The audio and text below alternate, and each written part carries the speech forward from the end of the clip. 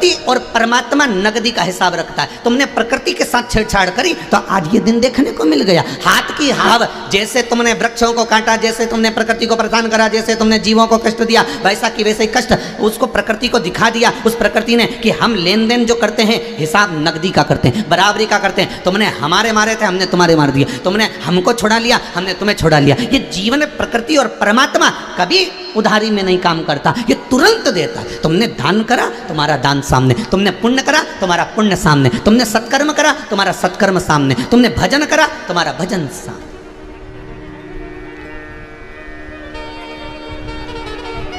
ये चित्त वृत्ति, ये परमात्मा तुम्हें दे रहा है। और कितना सुंदर शास्त्र वर्णन कर रहा है, थोड़ा सा रिटर्न बढ़ेगा। शास्त्र वर्णन कर रहा है, कितना सुंदर वर्णन कर रहा है कि महाराज शिव पुराण कहती है तारकासुर के 3 पुत्र जो भगवान की भक्ति करने के बाद में उन्होंने जो वर प्राप्त करा था कि हम मरे तो तीनों एक साथ मरे, तारकाक्ष, विदुमाली, कमलाक्ष की मरे तो तीनों एक साथ। और वो भी ये नहीं मांगा था कि शिव के द्वारा मरे, उनने तो इतना मांगा था कि हम तीनों मरे तो एक साथ मरे। तो एक बार इंद्र ने भगवान शंकर से पूछा कि इनको मारने के लिए देवता काय को गए? अगर जाना था तो इंद्र कहने लगे मुझे भेज देते, वायुदेव को भेजते, जलदेव, गरुण देव, वरुण देव, इनको भेजते, पर खुद मुखिया चले गया, स्वयं शंकर इनको मारने के लिए गया। आखिर कारण क्या था? तो शंकर भगवान से पूछा इंद्रदेव ने, तो इंद्रदेव से शिव जी कहते हैं कि ये तारकासुर के बेटे, तारकासुर मेरा भजन करता था, इसलिए उसके बेटों को मार्ग तक पहुंचाना मेरी जवाबदारी है। एक पिता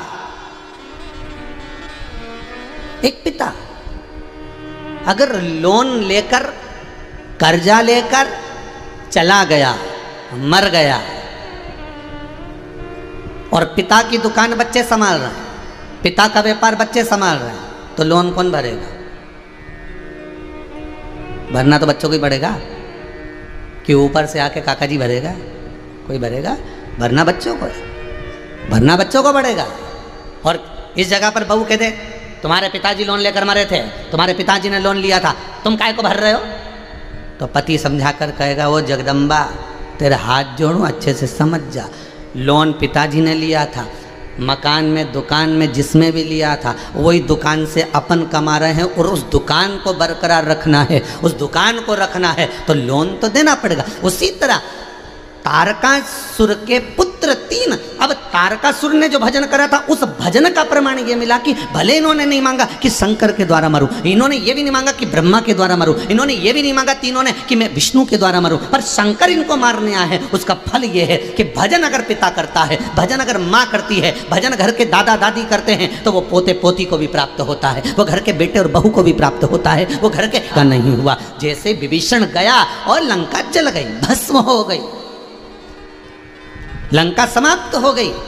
जब तक अक्रूर जी थे कौरवों के साथ, तब तक उस हस्तिनापुर का, उन कौरवों का कुछ नहीं हुआ। अक्रूर काका गए, कौरव नष्ट हो गए। घर में अगर एक धर्मात्मा है, घर में अगर एक पुण्यात्मा है, घर में अगर एक भजन करने वाला है, तो समझ लेना तुम्हारा घर सेफ है, बचा हुआ है। इस घर को कोई नष्ट नहीं कर सकता, इस घर को कोई समाप्त नहीं कर सकता।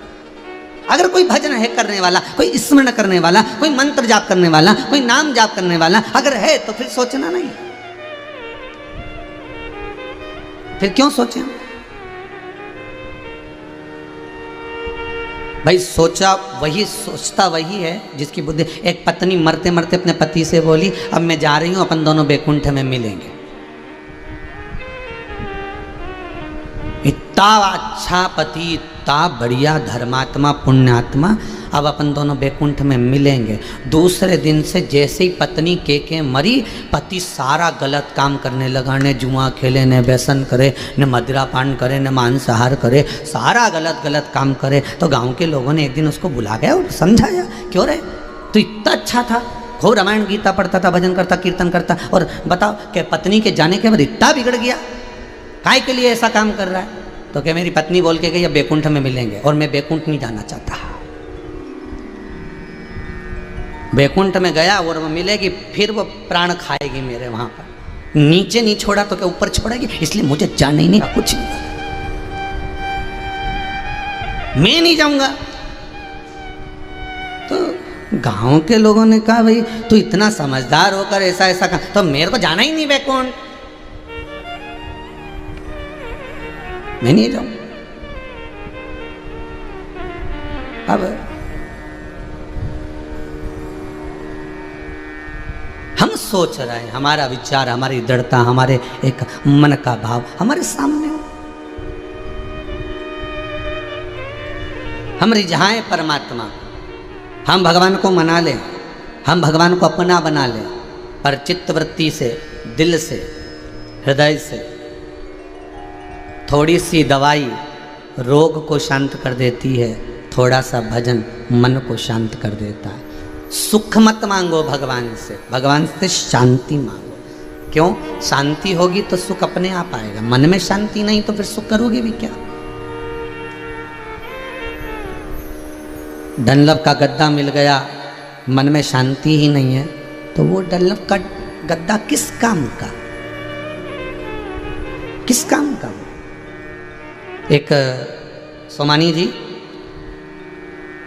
एक यजमान पूना में रहते हैं, हड़पसर में,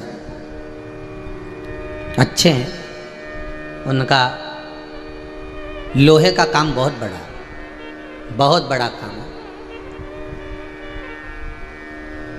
कल उनकी पत्नी का रात्रि को फोन आया कि गुरुदेव आप समझाओ इनको कि कम से कम बीमार हुए जा रहे हैं, बीपी शुगर सब गड़बड़ हुए जा रहे। तो हमने पूछा हुआ क्या ये तो बताओ। अब इन्होंने क्या करा कि एक फैक्ट्री और डाल ली, लोन ले लिया, और साथ में वो फैक्ट्री चल नहीं रही। ये 2 साल से लॉकडाउन पड़ गया। अब रात की नींद उड़ी पड़ी है गुरुदेव, रात रात नहीं सोते, इधर उधर घूमते रहे, उल्लू जैसे बैठे रहे सोफा पे, हिले डुले, समझ में नहीं आ रहा इनको। और आज कम से कम गुरुदेव उनको ना सोए हुए 4 महीने हो गए, 4 महीने हो गए ना सोए, 4 महीने से नींद नहीं लिए, एक पलक नहीं झपकी है गुरुदेव, कुछ कृपा करिए गुरुदेव। हमने कहा जरा बात कराओ।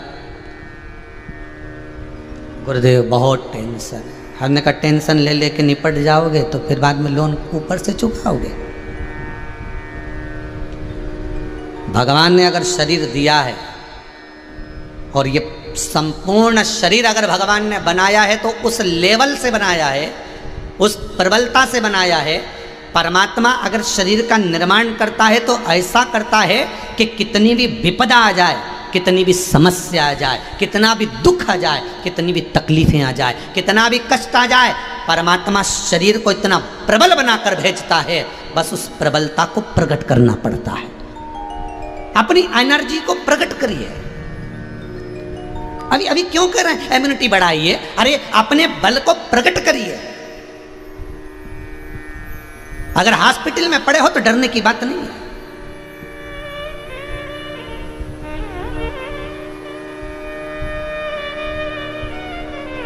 इस मन को बड़ा प्रबल बनाओ। कितनी तेज रफ्तार है मन की, जहां जाओ वहां पहुंच जाएगा। अभी थोड़ी देर में यहाँ बेटा बेटा ने तुरंत सूरत पहुंच गया, सूरत से आया ना तो वापस सीहोर पहुंच गया, सीहोर से आया तो होटल पहुंच गया, होटल से आया तो वहां पहुंच गया, वहां से आया। ये मन ऐसा दौड़े तुरंत तुरंत। तो भगवान ने इसको इतना बलशाली बनाया कि अच्छी अच्छी फ्लाइट, अच्छे अच्छे रॉकेट, अच्छे अच्छे वाहन इसके आगे फीके। जब मन इतना प्रबल है, मन इतना दौड़ने वाला है, तो इस मन को स्थिर रखकर विचार भी तो करो कि अगर मान लो तुमने कर्जा ले भी लिया, तुमने मान लो लोन ले भी लिया, तुमने मान लो थोड़ा काम कर भी लिया, धैर्य रखो, शांति रखो, धीरजता रखो, बलता रखो, कथा पर विश्वास रखो, शिव महापुराण की कथा का स्मरण करो और शंकर की कथा को प्रतिदिन श्रवण करो।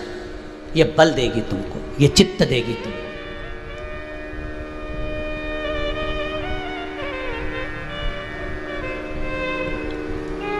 कई लोग कहते हैं महाराज आप कहते हो कि कर्जा हो गया तो हो जाने दो, पर कथा सुनो तो क्या शिवपुराण आके कर्जा चुकाएगी? ये जो प्रश्न है ना, यही प्रश्न एक बार मलुक के मन में आ गया था। मलुक दास जो हैं, इनके मन में ये प्रश्न आ गया था। ये मलुक दास बाद में बने, पहले तो मलुक थे। इनका दोस्त रोज मंदिर जाता था, दिया लगाता, पूजन करता, आरती करता, अर्चना करता, और मलुक उससे बहुत चिढ़ता। मलुक के बताओ भगवान के मंदिर में जाकर बैठ जाता है, नहीं कमाएगा तो क्या भगवान खाने को देगा? अरे काम कर काम, भगवान खाने को नहीं देगा, हाथ पैर हिलाना पड़ेगा तब खाने को मिलेगा। मक्कार मत बांध, मंदिर में जाके मत बैठ जाया कर, काम कर। उसने कहा नहीं, मेरे को काम से मतलब नहीं, मेरे को तो नाम से मतलब। श्री शिवाय नमस्तुभ्यम, सीताराम राम राम, ओम नमो भगवते वासुदेवाय जपता रहता। और दोस्त उससे भी नकता रहता, चिड़े बहुत। अरे तू काम नहीं करेगा तो भगवान देगा क्या? हाँ भगवान दे देगा। एक दिन उसके मुंह से निकल गया। जैसे आपसे कह रहे हैं शिव पुराण सुनो, कर्जा चूकेगा। तो क्या शंकर ये पुराण सुनने से कोई कर्जा चूकता? अरे कुछ तो उपाय करेगा, कुछ तो बुद्धि में बिठाएगा, कुछ तो कृपा करेगा।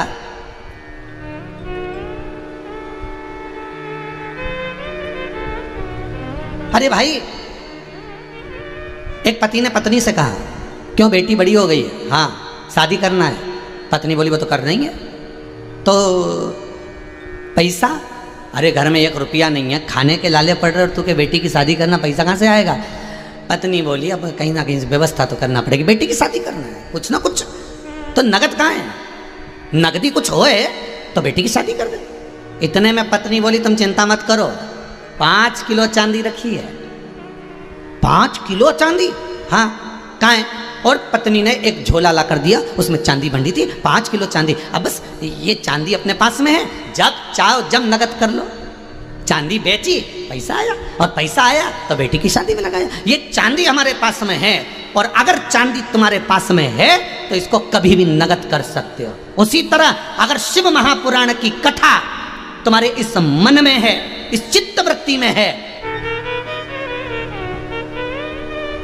और जिसने शिव महापुराण की कथा को सुना है, जो शंकर की कथा का रसास्वादन करना है, भले मोबाइल पर करो, टीवी पर करो, तुम्हारी मर्जी पड़े जहां बैठकर करो, अगर कथा को श्रवण कर रहे हो तो समझ लेना कि भगवान की एक तिजोरी, एक चांदी की ईंट तुम्हारे पास में है।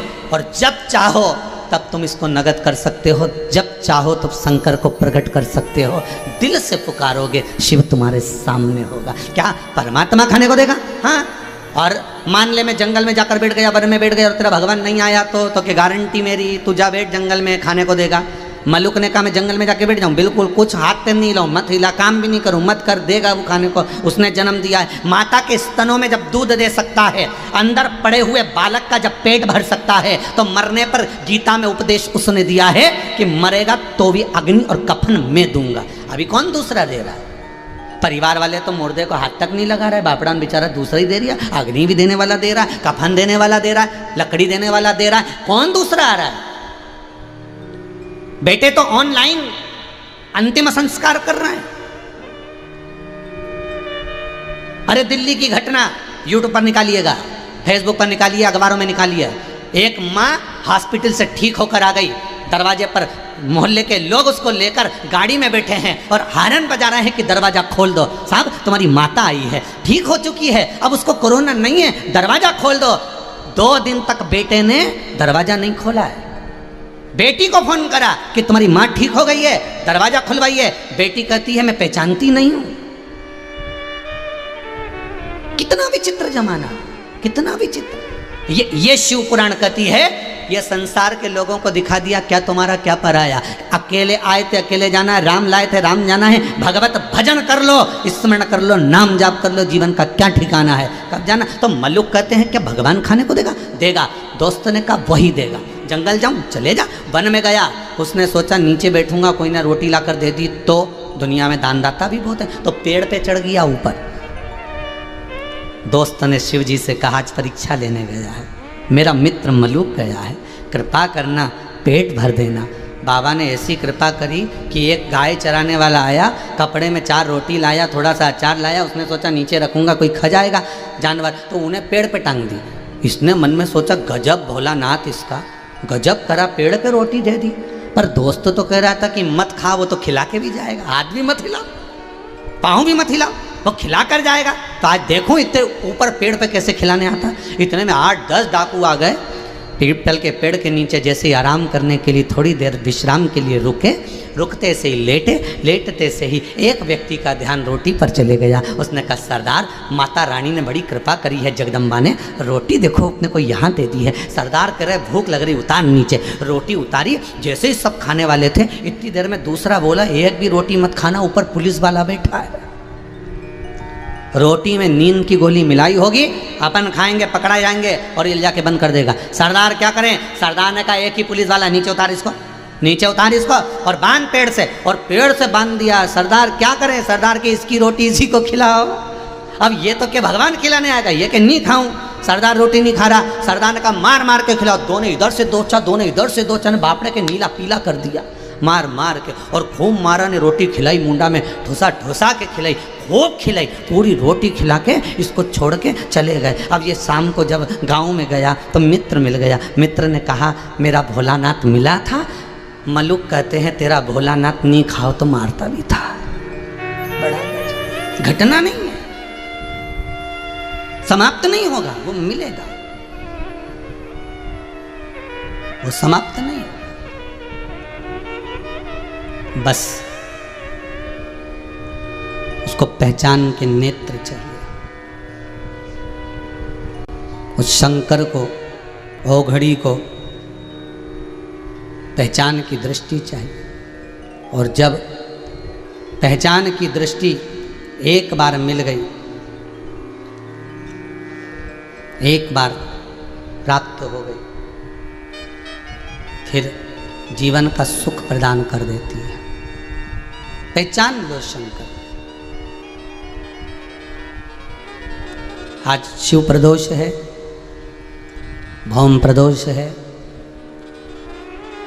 शंकर की कथा आपको आज प्रदोष के दिन अगर श्रवण करने को मिल रही है और बाबा ने ऐसी कृपा करी है, इस कुबेर भंडारी के द्वार से आप सुन रहे हो, सोमानी परिवार सूरत गुजरात में बैठकर आनंद कथा का रसद स्वादन करा रहा, ऑनलाइन चल रही है, तो बाबा की कृपा ही है। हम फिर कहेंगे सोमानी परिवार का कहे पूर्वजों के माता पिता और माता पिता के भी माता पिता, दादा परदादा के पुण्य की गुल्लक जब भर आई है तब जाकर ये कहीं शिव महापुराण की कथा हो पाई है।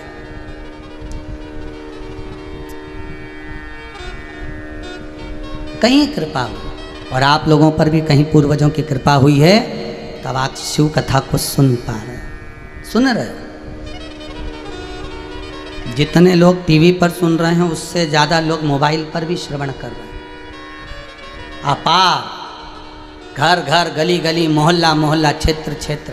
और सबसे प्रसन्नता की बात तो यह है कि आपने इस कथा को प्रसाद के रूप में दुनिया को दिया है, और दुनिया को अच्छा दिया है, तो यह विश्वास रखना आपको भी अच्छा ही मिलेगा। आपने 4 लोगों को फ़ोन लगा कर कहा शिव पुराण आ रही 2 बजे से 5 बजे तक चल रही है, आज 6ठा दिन हो जाएगा, कल 7वां दिन हो जाएगा, शिव पुराण आ रही है, जरूर देखो। ये अमृत है, औषधि है, रतन है। जिसने ले लिया उसका जीवन बन गया।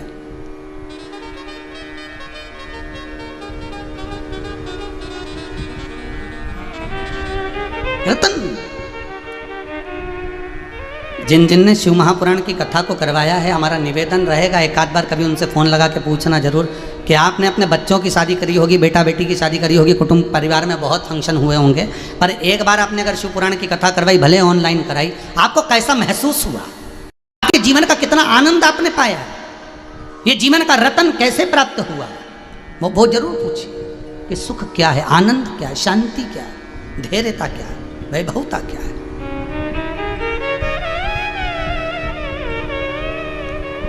बड़ी मुश्किल से मिलती है, बड़ी मुश्किल से। महाराज, सारे देवताओं ने गौ माता की आराधना करी। माँ, आपके उदर में शंकर है, पार्वती जी ने दे रही है, शिव को प्रकट करी है। अगर मृत्यु लोक का देव दिखेगा नहीं, मृत्यु लोक का देव सम्मुख में नहीं आएगा, तो सृष्टि का संचालन कैसे हो? आप कृपा करो, करुणा करो, दया करो, तब वो प्रकट तो कर दूंगी, मना नहीं है। पर बात इतनी सी, अगर शंकर प्रकट हुए और मेरे पुत्र को मारा तो अगर मेरे पुत्र को मारा तो मां सब कुछ सहन कर सकती है, पर अपने पुत्रों को रोता हुआ बच्चों को नहीं देख सकती। कई बार तो पति से भी झगड़ लेती, तुम हाथ मत लगाओ बच्चों, शांति रखो। मैंने किस तरह से पाल पोस कर बड़ा करा है ये मैं जानती हूँ, आप जरा शांति रखो, मैं समझा लूंगी, मारो मत, जरा ध्यान रखिए। मान अपने पुत्रों के लिए, अपने बच्चों के लिए, जगत से तो बहुला गाय अपने बछड़े के लिए शिव को निकल गई, स्तुति करी। शंकर प्रकट हुए, शंकर भगवान जब प्रकट हुए बहुला गाय के उदर में बैठकर शिव स्तुति करे हैं, तब शंकर प्रकट होकर कहते हैं बहुला गाय मैं तुझे वर प्रदान करता हूं कि तेरे दुग्ध में वह औषधि रहेगी जिस औषधि के बल पर दुनिया आनंद पा जाए, दुनिया आनंद।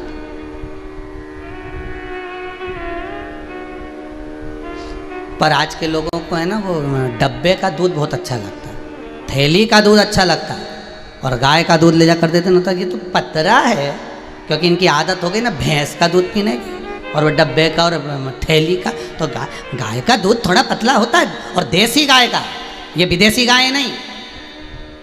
इसलिए इस मुरली मनोहर गौशाला में यहाँ कुबेरेश्वर धाम में एक भी गाय विदेशी नहीं, सब देसी, भले वो कैसी भी हो, उसकी आराधना, उसका स्मरण।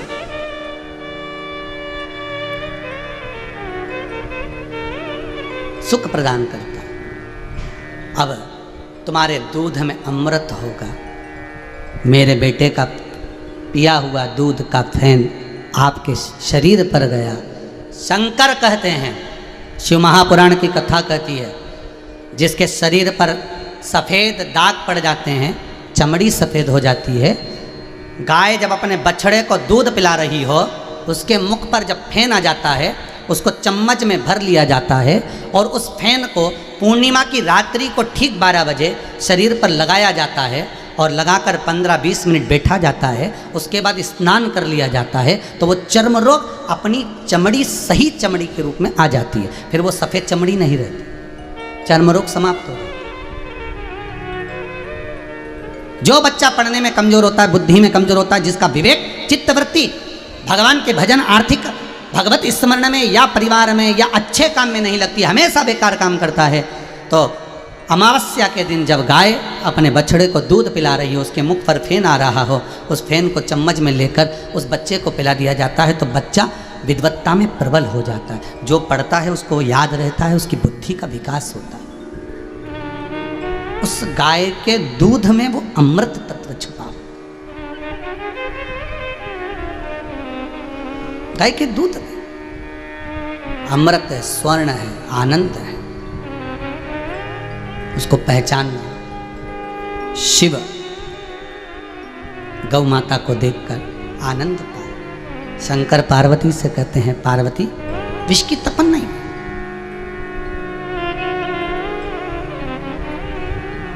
उस तपन से दूर रहा। इसलिए पार्वती,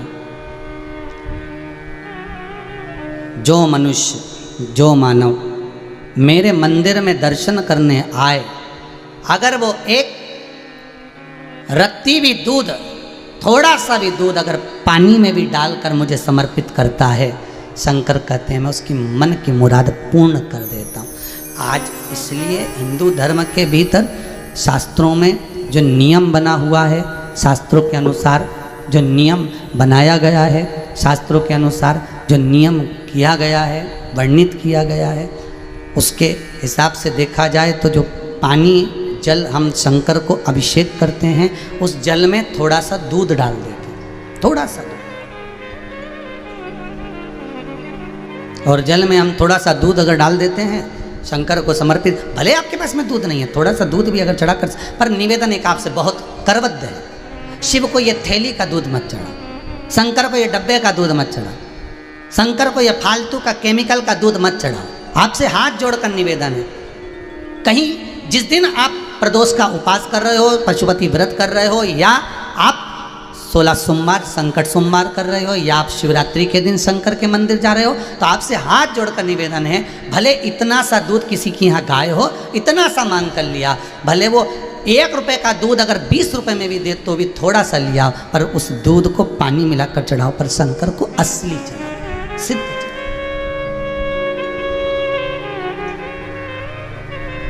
समर्पण। ओघड़दानी को हम जो समर्पित करें वो श्रेष्ठ हो, वो सिद्ध हो। शंकर की कथा करें, आगे वर्णन आया, शंकर भगवान को एक बार क्रोध आया और उस क्रोध को भगवान ब्रह्मदेव ने देखा कि अवधूतेश्वर रूप शिव ने धारण कर लिया। शंकर का एक रूप हुआ अवधूतेश्वर, और अवधूतेश्वर रूप शंकर भगवान का जो रूप है, मान लो अगर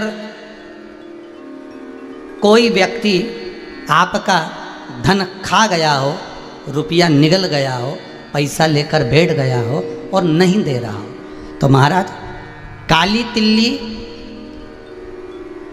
को पीस कर उसका थोड़ा सा भाग, एक छोटा सा भाग शिवपिंडी जैसी तैयार कर लीजिए, काली तिल्ली की शिवलिंग तैयार कर लीजिए। उस शिवलिंग को शमी के पेड़ के नीचे या बेलपत्री के पेड़ के नीचे उसका पूजन कर दीजिए। जिस व्यक्ति से धन लेना है उस व्यक्ति का नाम स्मरण कर कर आंख का पुष्प, आंकड़े का पुष्प, सफेद जो पुष्प होता है आंख का, आंकड़े का, उस पुष्प को समर्पित कर दीजिए। उसके सिवाय आपको कुछ नहीं चढ़ाना, केवल आंख का पुष्प, घी का दिया लगाओ, आंख का पुष्प चढ़ाओ, विनती कर कर बाबा से बोलकर नाम लेकर उस आंख के पुष्प का एक पुष्प कोई कागज में, कोई चीज में बांधकर आप रख लो।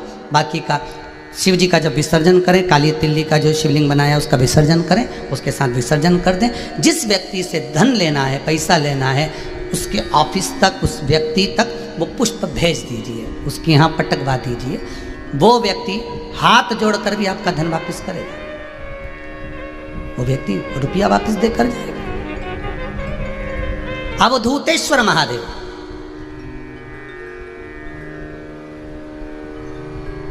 और वो शिव का एक स्वरूप है अवधूतेश्वर, शंकर का एक प्रतिबिंब, एक स्वरूप है अवधूतेश्वर, वो अवधूतेश्वर महादेव। जो व्यक्ति के जीवन में कुछ थोड़ी सी उतल पुतल कर कर वो कार्य को सिद्ध कर देते हैं। एक और बात ध्यान रखिएगा हमारे, जिस एग्जाम में आप बार बार बैठ रहे हो, बार बार परीक्षा दे रहे हो, बार बार इंटरव्यू दे रहे हो और जॉब नहीं लग रहा, परीक्षा में आप उत्तीर्ण नहीं हो रहे, तो भी अवधूतेश्वर महादेव का स्मरण, आटे का दिया बनाकर उसमें 4 बत्ती रखकर शंकर मंदिर की चौखट में बीच में जलाकर उस दिए को अवधूतेश्वर महादेव के नाम से लगाकर आप इंटरव्यू देने के लिए जाइए, आप परीक्षा देने के लिए जाइए, उसका फल मिलेगा। अवधूतेश्वर महादेव। आज प्रदोष है, भौम प्रदोष है, शंकर का स्मरण करने का मौका मिला है, इसलिए शिव के नाम का स्मरण कर कर अपने जीवन को सार्थक बनाने का प्रयास करें। आगे वर्णन आया, भगवान शंकर के अवधूतेश्वर रूप को ले जाकर पानी में डाल दिया, समुद्र में डाल दिया। समुद्र में जैसे अवधूतेश्वर रूप गया, उससे एक बालक ने जन्म लिया जिसका नाम जलंधर हुआ। जलंधर जिसका विवाह वृंदा के साथ में हुआ। वृंदा कौन? जलंधर राक्षस प्रवृत्ति का, इसकी प्रवृत्ति असुरी है, क्योंकि क्रोध से उत्पन्न हुआ, गुस्से से उत्पन्न हुआ।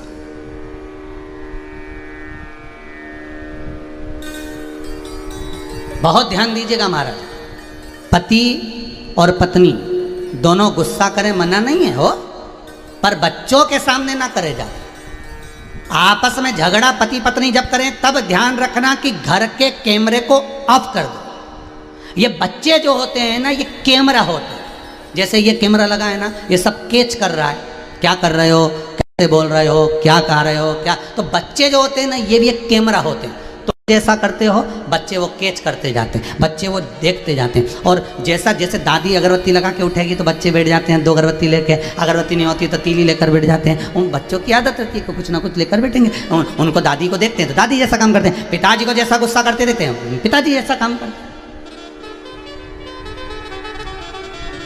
माता जी को जैसा करते देखेंगे माता जी से वैसा व्यवहार करेंगे। अब प्रेम दो बच्चों के साथ। झगड़ा करना है जब बच्चे कोचिंग चले जाएं, ट्यूशन चले जाएं, स्कूल चले जाएं, 4-5 घंटा अच्छा मिल जाता है तुम लोगों के लिए झगड़ा करने के। उस समय पे तुम्हारी मर्जी पड़े तो तुम LCD फेंको, फ्रिज फेंको, कूलर, पर बच्चों के सामने मत। तुम्हारा मन पड़े फिर खूब झगड़ो दिल से। ऐसा बीच में हम पहले कबड्डी खेलते थे ना, तो ऐसे बीच में लाइन खींच देते और फिर तो फिर चालू फिर हो जाए तो। पर बच्चों के सामने नहीं, झगड़ा नहीं। महाराज क्रोध, और क्रोध से उत्पन्न हुआ है अवधूतेश्वर। अवधूतेश्वर रूप को भी क्रोध में बदल कर जो उत्पन्न हुआ वो जलंधर, और वो राक्षस प्रवृत्ति उसको प्रकट हो। जैसा देखा वैसा हुआ। क्रोध से उत्पन्न हुआ इसलिए क्रोध जैसा, जलंधर क्रोध, और क्रोध के साथ में उसकी राक्षस प्रवृत्ति, आसुरी प्रवृत्ति। अब जलंधर का विवाह होना है, कन्या देखी तो वृंदा भी राक्षस के घर की बेटी थी। वृंदा भी राक्षस के घर की बेटी थी। अब वृंदा राक्षस के घर की बेटी तो थी, पर वृंदा का जो मन था, वृंदा का जो चित्त था, वृंदा का जो मन लगा हुआ था, वृंदा की जो चित्त वृत्ति लगी हुई थी, वो चित्त वृत्ति भगवान श्री नारायण के चरणों में लगी हुई थी। भले वो राक्षस है, भले वो असुर है, भले वो उसकी असुर प्रवृत्ति है, पर उसका मन, उसका चित्त, उसकी वृत्ति, उसका मन भगवान श्री नारायण के चरणों में रमा हुआ है, भगवान श्री नारायण के चरणों में लगा हुआ है। अब एक दिन वृंदा घूम रही थी, भ्रमण कर रही थी।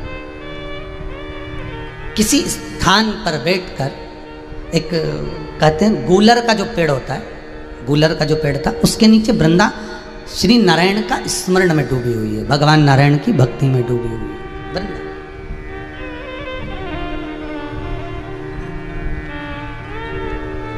जलंधर ने वृंदा को देख लिया। बाबा कुबेरेश्वर के इस पावन धाम में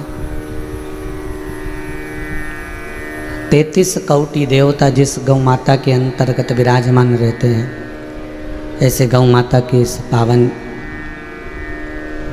क्षेत्र में कोरोना महामारी के चलते बाबा की ही कृपा से ऑनलाइन शिव महापुराण की कथा श्रवण करने का सौभाग्य प्राप्त हुआ है। बाबा भूतनाथ भूतेश्वर भगवान शंकर का बड़ा कृपा पात्र, जो अपने पिता स्वर्गीय श्री सीताराम जी सोमानी, माता स्वर्गीय श्रीमती भवरी देवी सोमानी की स्मृति में सूरत गुजरात में विराजमान होकर भगवान शंकर की कृपा से इस पावन कथा को श्रवण करा रहे हैं।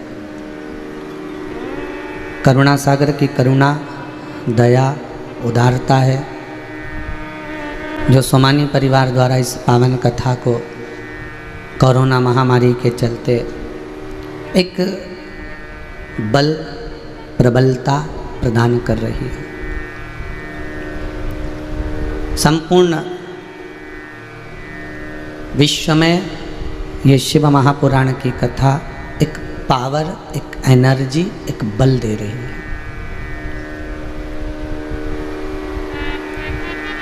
कोई क्षेत्र, कोई तीर्थ, कोई गली, कोई मोहल्ला, कोई कॉलोनी, कोई मल्टी ऐसी नहीं जहाँ शंकर की ये कथा ना चल रही हो। और वही नहीं, कोविड सेंटरों में, हॉस्पिटलों में भगवान की ये पावन कथा एक बल प्रदान कर रही है। अगर भगवान मनुष्य का देह देना, शरीर दे, तो उसको सत्कर्म में लगना चाहिए।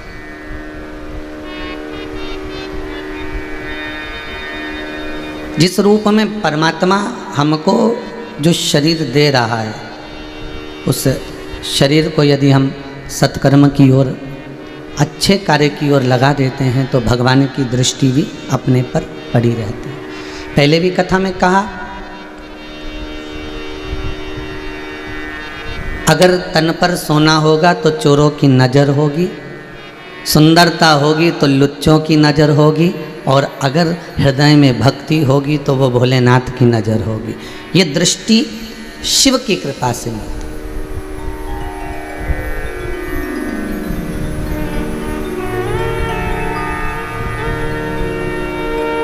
अरे भाई, एक मानव की जो देह है 84 लाख योनियां काटने के बाद जो ये मनुष्य का शरीर मिलता है, बड़ी मुश्किल से मिला है, और उसको पाने के बाद में हम उसको तेरे और मेरे में अगर लगा दें और बर्बाद कर दें तो उसका कोई मतलब नहीं। हीरे जैसा जन्म मिला है, हीरा जैसा शरीर मिला है, हीरे जैसी बुद्धि मिली है, हीरे जैसे नयन मिले हैं। सारा सुख परमात्मा ने इस शरीर को देकर भेज दिया। उसके बाद भी व्यक्ति अगर मंदिर में जाता है तो एक ही चीज मांगता है, सुख दे देना। अगर वो भगवान के मंदिर में पहुंचा है तो उस केवल सुख मांग रहा है। शांति तो कम मांगता है, जब मर जाते हैं उसके बाद भगवान इसकी आत्मा को शांति दे देना। वो कब मांगी? मरने के बाद मांगी। और सुख कब मांगा? जीते जी मांगा। जब मंदिर गए, जब भगवान के द्वार गए, जब भगवान के चरणों में गए, जब शंकर जी को जल चढ़ाया। आज शिव प्रदोष भी है, भौम प्रदोष है आज सोमवार की, तो शिव को अगर भगवान के पास गए तो भगवान सुख दे देना।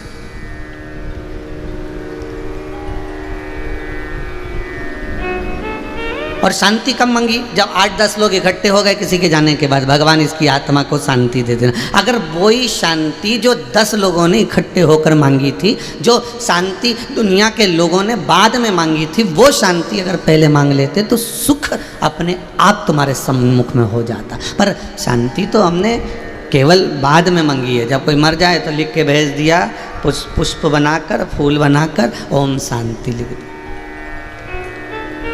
भगवान इसकी आत्मा को शांति केवल मरने के बाद शांति मिल रही है, ये बड़ी विचित्र बात। और उसके जाने के बाद तुमने कहा भगवान इसकी आत्मा को शांति देना, पर कभी तुमने वो जिंदा था, जीवित था, उसमें प्राण थे, तो कभी अच्छे से जाकर उससे बोलचाल तक नहीं करी, कभी मीठी वाणी उससे बोले ही नहीं, कभी उससे प्रेम के 2 शब्द नहीं बोल पाए। और जब जब वो उन्नति की सीढ़ी पर चढ़ता रहा, जब वो आगे बढ़ता रहा, जब वो तरक्की करता रहा, तब तब उसके पैर खींचने के लिए तैयार खड़े रहे।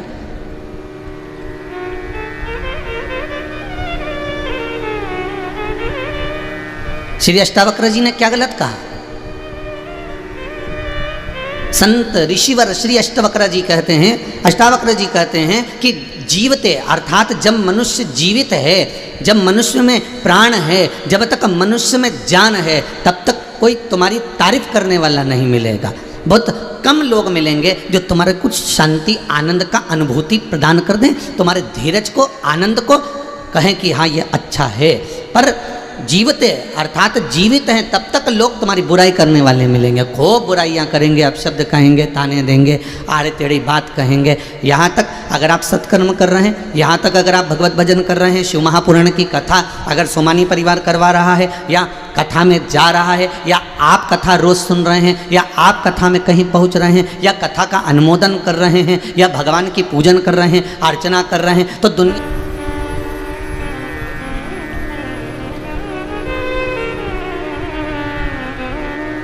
कल सूरत वाले सोमानी जी बोल रहे थे, गुरुदेव भगवान की भक्ति में जब मौका मिल जाए तब लगो। अब ये सीख लिया कि जीवन, ये कोरोना महामारी ने ये लोगों को दिखा दिया कि कुछ कब किसकी बारी आ जाए कोई भरोसा लगे। पर शिवपुराण एक बात कहती है, एक व्यक्ति ने एक प्रश्न किया है कल एकादशी के अनुकूल, उसने जो लिखकर भेजा, उसने लिखकर भेजा, क्या गुरुदेव सत्य बताना नरक है? प्रश्न देखिए कितना भारी है। अब हम कह दें कि मान लो नरक नहीं हो या है, और उसने कह दिया है तो दिखाओ, और कहे नहीं है तो कहे पुराणों में लिखा है, गरुड़ पुराण आदि में कि भागवत में लिखा है नरक है। तो कितनी बड़ी समस्या में फंसाया उसने कि आप बस ये बता दो नरक। तो शिव पुराण की कथा में पहले भी कहा गया कि हम देखकर नहीं आए कि स्वर्ग है कि नरक है। हम देखकर नहीं आए, हमने तो शास्त्रों पर विश्वास किया है, हमने धर्म शास्त्रों पर विश्वास कर कर ये बात जान ली कि नरक है और स्वर्ग है। पर शिव महापुराण की कथा कहती है कि आप स्वर्ग जाओगे कि नरक जाओगे इसकी गारंटी नहीं है, पर एक गारंटी जरूर है कि मृत्यु लोक में जब मनुष्य का शरीर मिला है, इस शरीर में तुम इतना भजन कर लो, इतना पुण्य कमा लो, इतना सत्कर्म कर लो कि तुम बैकुंठ जाओ चाहे न जाओ, पर बैकुंठ वाला नारायण तुम्हारे दरवाजे पर आ जाए। इतना मतलब परिवार में, कुल में मोह कि तुम्हारा घर बैकुंठ बन जाए। एक महाराज जी ने प्रवचन में किसी से पूछा, बैकुंठ कौन कौन जाना चाहता है, जरा हाथ उठाओ। और जितने लोग बैठे थे सबने हाथ उठा दिया। आगे आगे एक 80 साल की अम्मा बैठी थी, उसने हाथ नहीं उठाया। महाराज जी ने पूछा, क्यों माता जी, आप बैकुंठ नहीं जाना चाहती? माता जी बोली, महाराज जी मैं बैकुंठ जाके क्या करूंगी, ये सब की सब चली जाएगी तो मेरी सोसाइटी तो वैसी बैकुंठ हो जाएगी, मेरा मोहल्ला तो वैसी बैकुंठ हो जाएगा। इनके कारण तो नरक बना, दिन भर निंदा करती, दिन भर बुराई करती, दिन भर चिड़चिड़ करती, दिन भर क्रोध करती, दिन भर क्लेश करती, तो ये जाएगी तो अपने आप बैकुंठ बन जाएगा, तो मुझे बैकुंठ जाने की जरूरत नहीं महाराज। तो ना तो सियोर वाले महाराज ने जाकर देखा कि बैकुंठ है कि नरक है, और जितने यूट्यूब फेसबुक पर कथा सुन रहे हो, जितने मोबाइल पर कथा सुन रहे हो, ना आपने देखा कि बैकुंठ है कि नरक है। पर यह पक्का है कि भजन इतना कर लो, कीर्तन इतना कर लो, नाम स्मरण इतना कर लो कि बैकुंठ नाथ नारायण तुम्हारे दरवाजे पर आ जाए और तुम्हारा घर बैकुंठ जैसा हो जाए। तुम्हारी भक्ति इतनी करो। तो फिर अगर इस बात से भी अगर प्रश्न का उत्तर नहीं, तो कई कहे कि महाराज नरक है कि नहीं है। महाराज स्वर्ग नरक दोनों मृत्यु लोक पर हैं, जैसा करोगे वैसा भरोगे। परमात्मा और प्रकृति ये दोनों एक नगदी में व्यवहार करते हैं। कौन कौन? जितने आस्था के सामने बैठे हो जरा जम के बोलिए, परमात्मा और प्रकृति ये हमेशा नगदी का व्यवहार रखते हैं। इनके पास उधारी नहीं है, ये उधारी का काम करते ही नहीं, ये तो नगदी का काम करते हैं। ये नगदी का काम कर रहे हैं। परमात्मा और प्रकृति ये नगदी में लेन देन करते हैं। आप जैसा करोगे वैसा भरोगे, आपने जैसा कर्म किया वैसा आपको मिला। तो किसी ने कहा कि हमने गरुड़ पुराण में पढ़ा था एक रूरू नरक है। भाई 94 नरक, अन्य नरकों में एक रूरू नरक भी है। वो नरक कैसा है कि उस नरक में व्यक्ति के शरीर के इस जीवात्मा के टुकड़े टुकड़े कर कर, छोटे छोटे टुकड़े कर कर उसको खोलते हुए तेल में तला जाता है। उसको कहते हैं रूरू नरक। हमने ऐसा नरक भी सुना है। तो ये नरक ऊपर है। अब फिर वही वाली बात है कि देख के तो नहीं आए, पर एक बात पक्की है, प्रकृति और परमात्मा लेन देन बराबरी का करता है और नगदी में करता है। आप कोई जीव को लेकर आए, आपने किसी मछली को पकड़ लिया, नदी में से, तालाब में से, समुद्र में से तुमने पकड़ा, और उसको पकड़कर मछली जीवित को तुमने काट काट कर तेल में तल दिया, तो वही मछली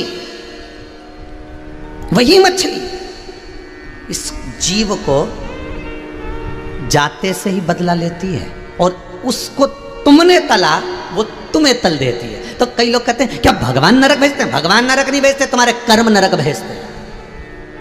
क्या भगवान बैकुंठ भेजते हैं? भगवान बैकुंठ नहीं भेजेंगे, तुम्हारे कर्म तुम्हें बैकुंठ भेजेंगे। मत बुरे कर्म कर बंदे वरना पछताएगा, भगवान की आँखों से तू बच नहीं पाएगा, तू बच नहीं पाएगा। आप जैसा कर्म कर रहे हो, आपने किसी जीव को कष्ट दिया है, उसका भोग तुम्हें करना पड़ेगा। आपने किसी जीव का दिल दुखाया है, आपको भी मन से दुखित होना पड़ेगा। प्रकृति और परमात्मा नगदी का हिसाब रखता है। तुमने प्रकृति के साथ छेड़छाड़ करी तो आज ये दिन देखने को मिल गया। हाथ की हाथ दे दिया प्रकृति ने, ये लो कोरोना महामारी। अब जैसे तुमने वृक्षों को काटा, जैसे तुमने प्रकृति को परेशान करा, जैसे तुमने जीवों को कष्ट दिया, वैसा की वैसे ही कष्ट उसको प्रकृति को दिखा दिया। उस प्रकृति ने कि हम लेन देन जो करते हैं हिसाब नगदी का करते हैं, बराबरी का करते हैं। तुमने हमारे मारे थे, हमने तुम्हारे मार दिए, तुमने हमको छोड़ा लिया, हमने तुम्हें छोड़ा लिया। ये जीवन प्रकृति और परमात्मा कभी उधारी में नहीं काम करता, ये तुरंत देता है। तुमने दान करा, तुम्हारा दान सामने, तुमने पुण्य करा, तुम्हारा पुण्य सामने, तुमने सत्कर्म करा, तुम्हारा सत्कर्म सामने, तुमने भजन करा, तुम्हारा भजन सामने।